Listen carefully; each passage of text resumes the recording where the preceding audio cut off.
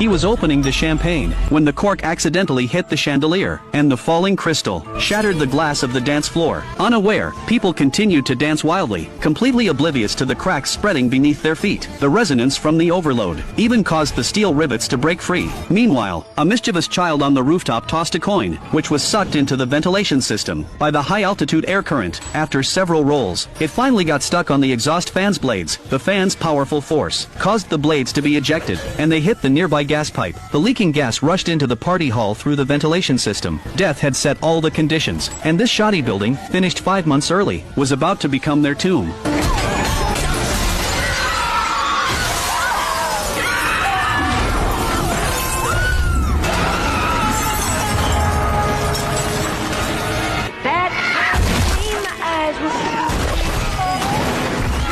Seeing her fiancé hanging by a thread, Alice rushed to ask for help, but everyone was too busy fleeing and couldn't care less about her. In the end, her fiancé fell. The banquet hall had descended into chaos. Guests were frantically searching for an escape. One woman accidentally knocked over the chef's hot pot, and flames instantly engulfed her body. She ran around like a headless chicken, only to run straight into the leaking gas.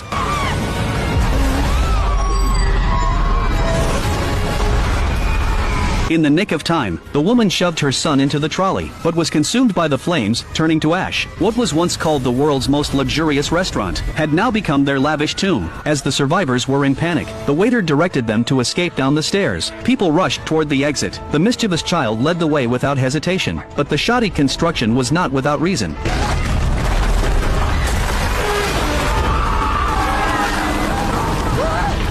In the end, only the mischievous child managed to escape. Now the elevator was the only escape route. Everyone rushed to it, cramming it to full capacity, forgetting that the elevator could only hold 8 people. But this time, Alice was a step too slow, and was shoved aside by an elderly man struggling to walk. He soon met his fate. The elevator was already packed, and the waiter told him to wait for the next one. But the elderly man wasn't foolish, and forced his way in, only to be trapped by the door. The elevator finally couldn't bear the weight. With half the restaurant now in flames, the remaining survivors fled to the other side, but in doing so, they broke the balance. The bottles of liquor on the tables fell, and the ceiling above cracked. The right side of the hall fractured from the shift in weight.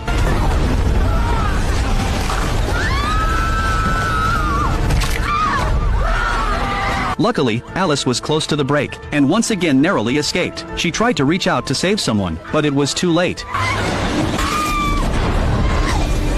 Fortunately, this glass was sturdier than the one on the floor, allowing her to briefly escape with her life. But Death's performance was just beginning. A strange noise came from behind, and everyone's gaze turned to the swaying piano. Also swaying was the deadly coin on the chandelier. It landed precisely on the piano, becoming the last straw that broke the camel's back.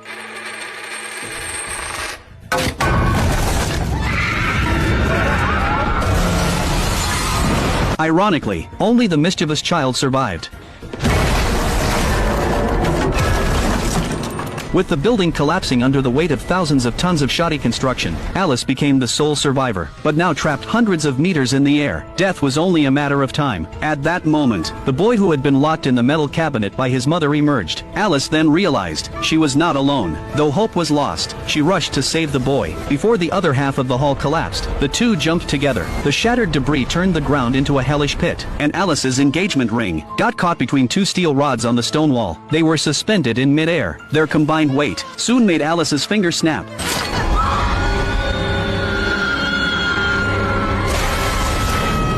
College student Caitlin suddenly woke up. This was the same nightmare she had been having for 2 months. What was even stranger was that the woman named Alice in the dream was actually her grandmother. You heard that right. Alice, who fell from the tower, didn't die. What she went through would slowly be revealed in the plot. Every night Caitlin woke up from the nightmare. Her long-term insomnia caused her grades to plummet. To escape the nightmare once and for all, she had to find her missing grandmother. But her father claimed to have never met her, and even Caitlin's mother had run away 10 years ago. At this point, her younger brother was preparing to visit their uncle, thinking there might be clues about grandma there, so Caitlin went with him. At first, her uncle was very warm, but when she mentioned Grandma Alice, his face suddenly changed, and he harshly called Alice a crazy woman, telling her not to get involved. Caitlin was puzzled. How could anyone speak so ill of their own mother?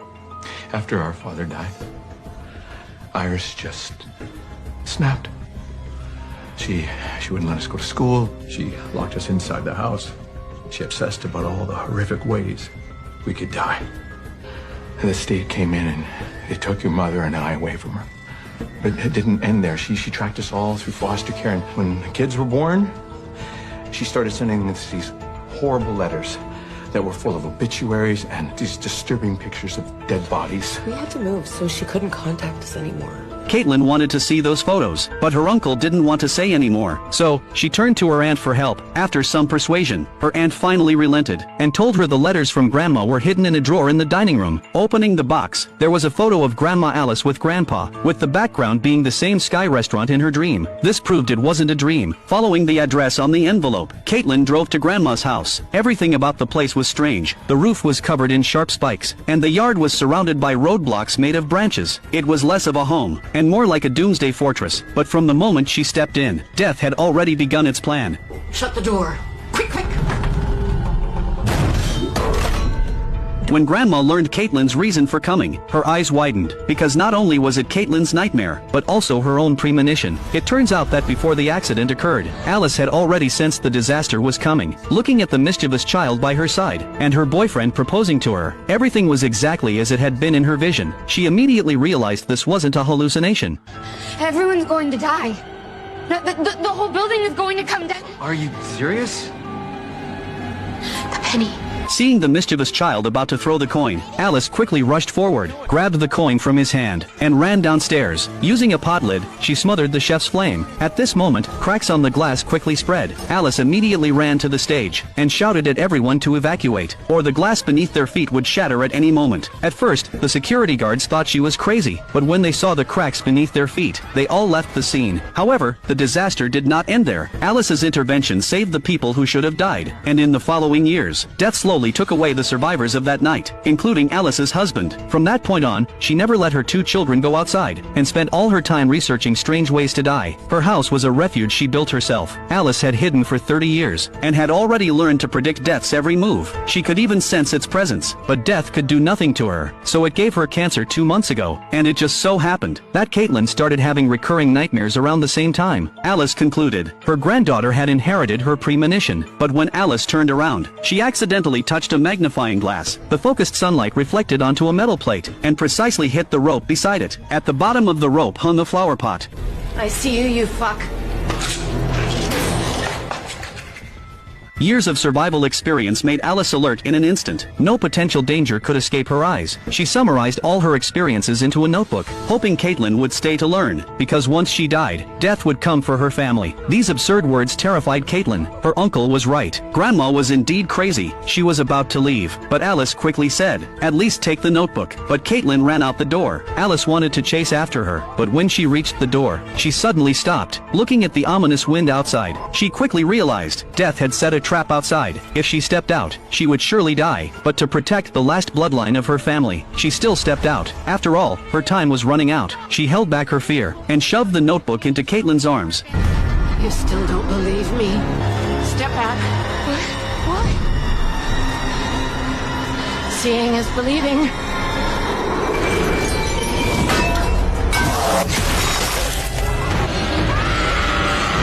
The next day, a funeral was held for Alice. After this, Caitlin finally started believing her grandmother's words. At that moment, a long-lost RV appeared in the distance. Caitlin's mother, May, finally showed up, but Caitlin scowled. Thinking her mother had never fulfilled her responsibilities, she angrily went home to investigate. In order to understand death, she opened my account page, and watched all 5 parts of my Final Destination explanations. Meanwhile, to celebrate her sister's return, her uncle held a family gathering at his house. Little did they know, the whole yard was already enveloped in death's shadow. Her cousin accidentally broke a glass, but while cleaning up, he didn't notice the glass shards mixing into the ice. Later, he mistakenly added the shark shards into a drink. When everyone raised their glasses, her cousin suddenly choked. Are you alright? Oh my god, there's a bug in there. Luckily, it was just a false alarm, but for Caitlin, a bad omen had appeared. She immediately rushed to her uncle's house, calling her brother Charlie the whole way. But Charlie was jumping on the trampoline and didn't hear his phone. Worse still, a sharp rake was lying under the trampoline. The trampoline was already poor quality, and her uncle insisted on joining in. Luckily, May was quick enough and stopped them in time, pulling the rake from under the bed and putting it back in place. Little did they know, this was all part of Death's plan, and her aunt would become the key figure who triggered this butterfly effect.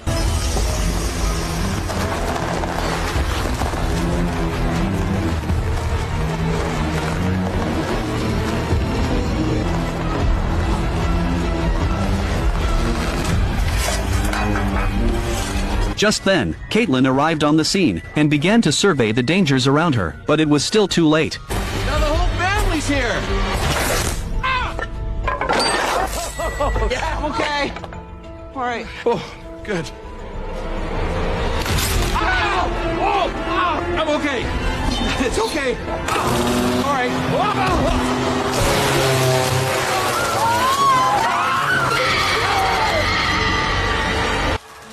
The former things have passed away. The deaths of the family members might be accidents, but for everyone to die in accidents is impossible. This made Caitlin even more certain of her grandmother's warning. She took out the notebook and started flipping through it. The first page of the notebook was the same coin that Grandma Alice had snatched from the mischievous child. Death coin. Every following page documented various bizarre and strange deaths, including the logging truck incident in Part 2 and the plane crash in Part 1. Even more chilling was a scene from her uncle's family accident. Caitlin put all the information together and came to a terrifying conclusion. She told her family that because of Alice's intervention, the people who should have died survived. Then those survivors had children, but they were never meant to exist, so Death would come to collect them one by one, and those who died in the first 5 parts were all descendants of the survivors from the Sky Restaurant. In other words, Alice was the source of it all. Based on Caitlin's deduction, Death would collect them in order of age, because there were too many survivors back then, and Death had spent years gathering the list. When it was Alice's turn, she hid in the safe house, blocking Death for decades. As long as she was alive, it wouldn't be her descendants' turn. This was the only way to protect her family, but now that Alice was dead, Death would start the collection according to age. The first to go was the older uncle, except for Caitlin's father and aunt, who weren't related to Alice by blood. Everyone else was on Death's list.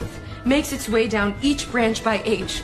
So because Uncle Howard was the oldest, it'll start with his family first, meaning Eric, you're next. Go fuck yourself. Then it'll go for Julia, then Bobby. Then it'll come for our branch, starting with Darlene, then me, then Charlie. Charlie. Hearing these absurd words, everyone thought Caitlin had been brainwashed by Alice and had turned into a crazy person. They were about to leave angrily, but they didn't know the real danger was about to come. That night, her cousin Eric returned to work at the tattoo shop. After sending off the last customer, he played some heavy metal music. He grabbed alcohol-based sanitizer to clean up, completely unaware that the ornament on the speaker was swaying with the music. Because the shop was so hot, he casually turned on the fan, which became a setup for disaster. At that moment, Caitlin sent him a text warning him to be careful, but he didn't take it seriously and just sent back a friendly reply. Looking at the screen with his father's words, Eric, lost in emotion, changed to a song that expressed longing. While wiping away his tears, he got his father's name tattooed on his hand. Just as he was immersed in sadness, an accident occurred. The vibrations from the speaker knocked over the ornament, and a series of butterfly effects followed. Eventually, it knocked over a glass of water on the table. The sound of breaking glass caught Eric's attention. Just as he was about to stand up to check, he accidentally knocked over the sanitizer. This set off a chain reaction. The sanitizer opened the lid of the bottle, and at that moment, a chain from the ceiling suddenly fell and hooked his nose ring. Even worse, as the fan kept spinning, the chain tightened. Eric was led by the nose and had to stand on a higher spot to buy more time to remove the chain, but he still triggered a fire.